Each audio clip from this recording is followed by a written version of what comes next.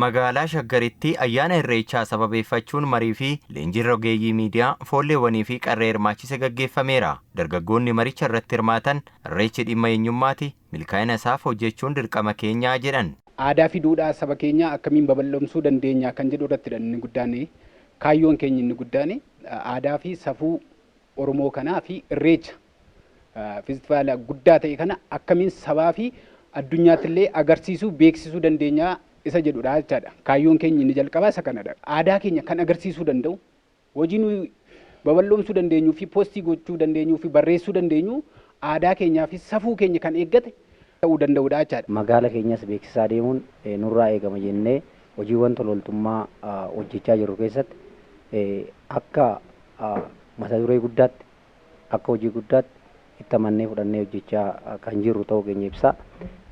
Nuti hojiin nu beeksifnu hojii Irreechaa qofa osoo hin taane Irreechi akkuma isin kaasaa turtan uummata Oromoo biratti ayyaana guddaa fi ayyaana Oromooti. Duudhaa keenya beeksifachuun karaa nagaaf tasgabbii ta'een Irreechi kun akka kabajamee akka xumuramu hawwii keenyas dirqama keenyas. Kan bareechinu, kan milkeessinu tokkoomnee, qindoomnee waloon taaneeti jechuudha.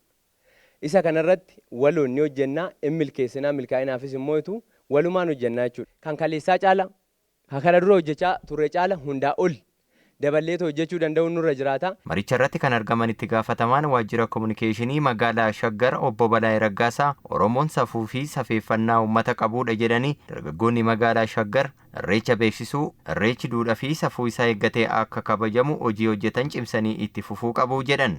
Oromoo guddaadha jennu, Oromoo bal'aadha jennu, abbaa qaroomaati, abbaa seenaati jennu sana keessatti nutis tokko jechuudha. Walitti dhaameetu kan guddina Oromoo sana ibsu. Kana akkasitti ilaaluun barbaachisaadha. Qaamni hundiyyuu ga'eessa tokko yoo baate walitti dhufe guutuu ta'ee haga ga'u mul'isaa jechuudha. Nageenyi Irreechaa baay'ee waanuma nama tokko lama sadi qabanii yookiin ittisanii nageenya isaa buusuu miti. Gaanfa Afrikaa kun ofiisaafuu baay'ee gaanfa jeeqamaadha. Nuti immoo gaanfa Afrikaa keessatti walakkaa irratti kan nuti argamnu.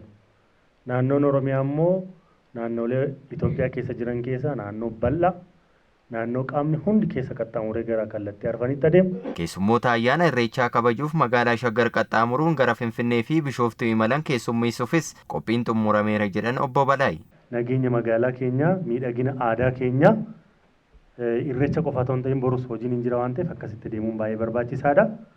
Magaalaa keenya gurgurachuu, keessummaa keenya seeraan simannee gaggeessuu, nageenya isaa tiksuun, aadaa keenya miidhagsuun, eenyummaa keenya addunyaatti gurguruun baay'ee barbaachisaadha. Irreessi yoo birraan dhufu galanii rabbiif gumaacha. Badheessi kan tulluutti bahanii birraan gara malkaa dhaqu. Dhugaan ilma rabbiiti kadhadhu eebbisiisa harka'e.